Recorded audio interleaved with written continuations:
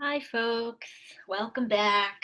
So, I hope you were able to get in a quick stretch break or have some delicious snacks. Hi. um, all right. So we are moving on to 9.2, okay, which is systems of linear equations, dun, da, da, da, but with three variables, not with two. So much more exciting. Okay, so here's what we're going to do. We're going to do something very similar. I'm going to go ahead and share my screen so we can take a look at the notes. But we're going to look at the first question. All right, so we've got not one, but we've got two questions that are word problems involving more than two variables. And what we're going to do is I'm going to give you just about 10 minutes this time in your breakout rooms to solve these in whatever way you see fit. So you do not have to use a system of equations. You can solve this using reasoning, however you want. But we're going to come back together and hopefully share out some strategies. Okay, so again, we're thinking about not just like step one, step two, step three, step four, but like how do we strategically approach a problem? Okay. So, are there any clarifying questions before I send you off?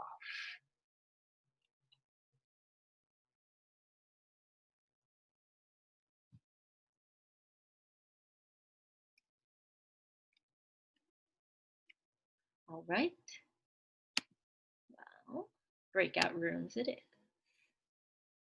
Ready, set, go.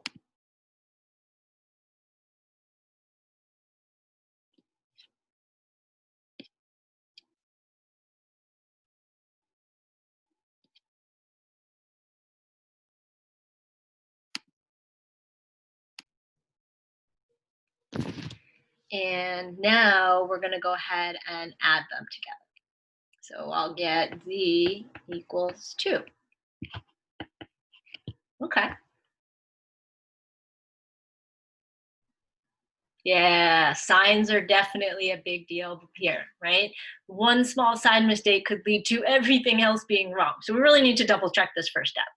But we should get z equals 2, okay? Now that we have z, you guys help me out a little bit here. What is the next variable that is easy to find? Is it easier to find x at this point or y? And how come?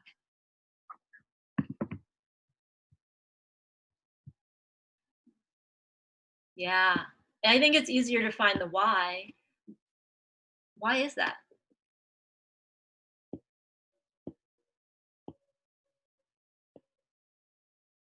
Yeah, I could plug it back into either one of the equations I have. And so it does not matter. Okay. I think in this case, they're both equally, quote unquote, straightforward. Let's plug it back into this yellow one. We'll get y plus 4 equals 3 or y equals -1. Okay. So I've got z equals 2, y equals -1, and now I have to find x. Now, it's so easy to be looking at all this work and be like, I don't know which one to plug in.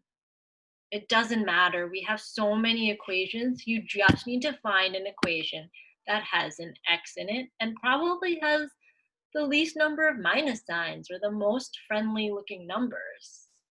And so for that reason, I'm going to pick this equation up here. And I have x minus 2y is 4 plus 3z is 6 equals 9. And so I'll get x plus 2 equals 9.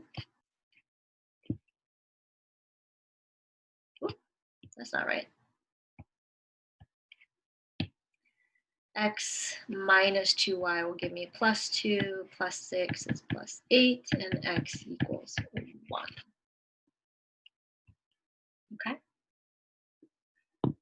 So it's a little bit less linear, so to speak, in the sense that I can't always do the problem the same way. Like take the first equation, multiply it by 2, add it to the second equation, then do this. You really have to be able to strategize what might be best for you.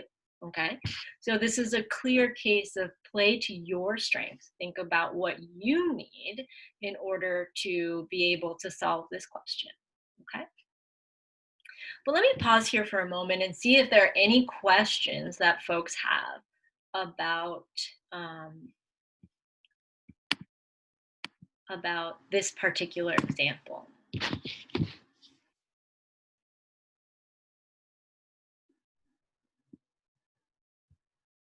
I know sometimes we're so busy writing it down that we don't actually have time to kind of process it. So take a moment, look at it. What kind of questions do you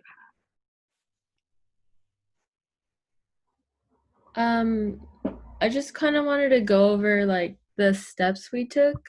have? Sure. So we started, we used elimination, Mhm. and then with that answer, we used elimination again. Mhm. So we did it twice, first with the first two, and then again with the second two equations. Uh-huh. And then with our sums from those, we multiply by 1 because the coefficient, by -1 because the coefficient is 1 for the Mhm. y.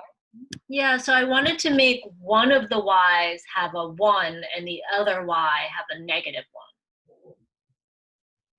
Mm-hmm. Because if I just took this y and I added it to that y, I would get 2y instead of no y. Okay, so only one of them was multiplied by. Mhm. Mhm. Okay, so then from there, we used elimination again to find the z. Mhm. And then we just plug in z to whichever equation is easiest. Mhm. Okay. And then you finish it off by finding your x. Okay? Okay, thank you. You're welcome. Yes, so Gloria, I know Eric already answered your question, but yes, you should get the same answer regardless of where you start. Okay? Um, Antonio, can you explain how to determine whether to add or multiply the equation? Okay, so if the coefficients are the same number already, then you can just, if they're the same number but opposite signs, then you could just add them. So like in this case, I had an x and a -x. So all I need to do is add, because then the x's go away. But with the second pairing, I have an x and a -2x, so I need to multiply the -x equation by 2. Then I'll have the same coefficient, both 2x, but the opposite sign. One of them is a -x. Okay. Antonio, does that make more sense? Does that clarify your question? Okay. What do you mean by a proof on why elimination works?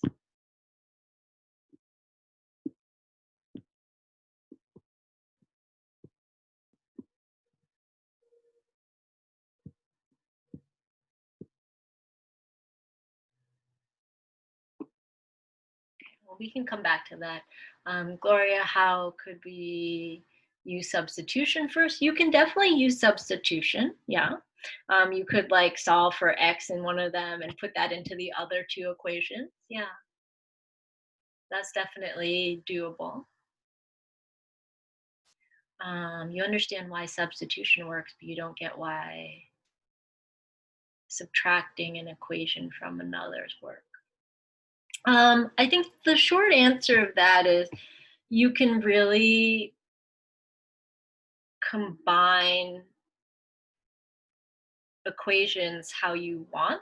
So as long as you are preserving the equals part of it, then it still works. And so what I mean by that is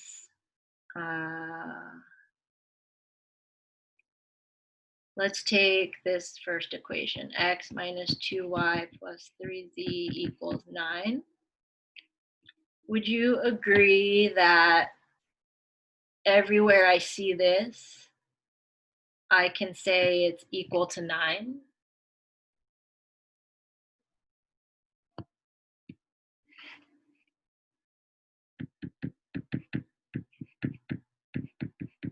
And if I said the same thing about this part, negative x plus 3y minus z is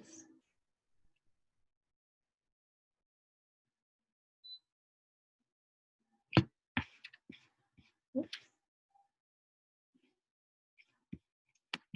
you guys there?